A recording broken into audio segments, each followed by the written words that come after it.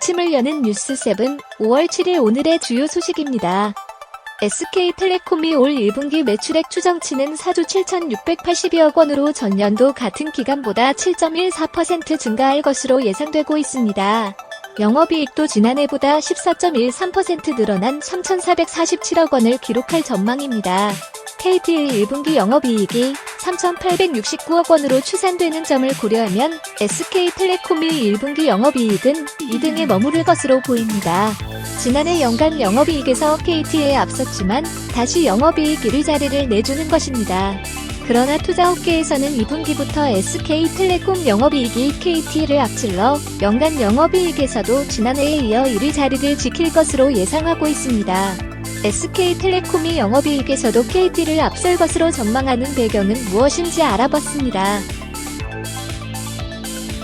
LG유플러스가 올해 영업이익 1조 원을 돌파할 것으로 전망되고 있습니다. 오는 12일 1분기 실적 발표를 하는 LG유플러스의 영업이익 추정치는 2,375억 원으로 지난해보다 8% 이상 오를 것으로 예상됩니다. 증권업계에서는 LG유플러스가 2025년까지 연평균 10%의 영업이익 성장률을 기록하며 올해 연간 영업이익 1조 원을 달성할 것으로 전망합니다. 하지만 업계에서는 신사업에 대한 우려의 목소리가 나옵니다.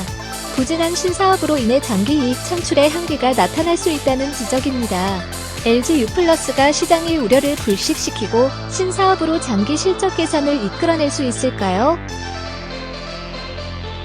라임, 옵티머스 펀드 사태와 관련한 금융감독원의 증권사에 대한 징계가 과도하다는 논란이 불거지고 있습니다.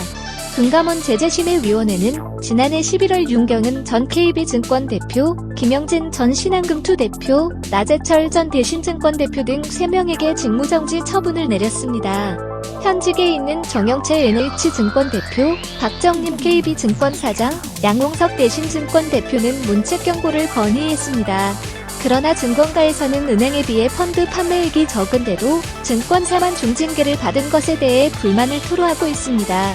증권가에서 금감원의 징계에 대해 과도하다며 불만을 토로하는 이유는 무엇일까요? 금융감독원이 사모펀드 사태에 연루된 은행 최고 경영자에 대한 징계 수위를 낮췄지만 증권사 CEO는 중징계를 유지해 형평성 문제가 논란이 되고 있습니다.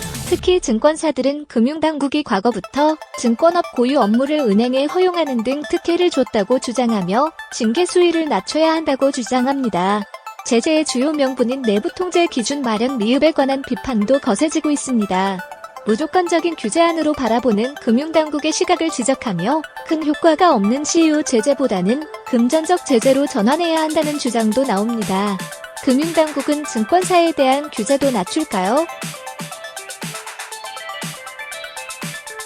KB증권이 2030 세대 주식 투자자를 잡기 위해 제공 가능한 서비스 수를 대폭 줄인 초보자용 모바일 트레이딩 시스템을 선보입니다.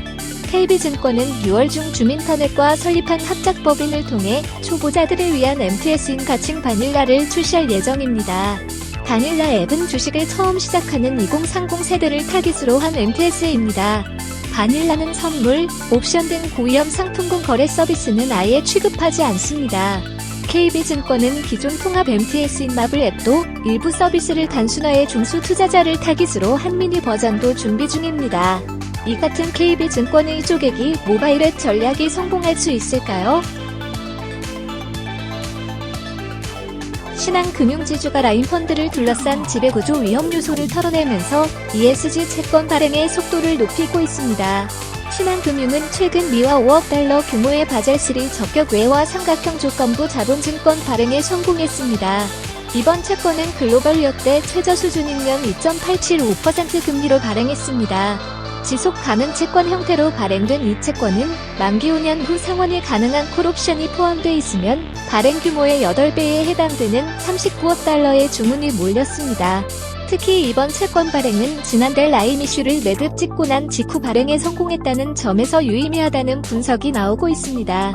라임 사태에 따른 중징계 부담을 털어낸 신한금융이 해외 투자를 보다 적극적으로 유치할 수 있을 것으로 전망됩니다.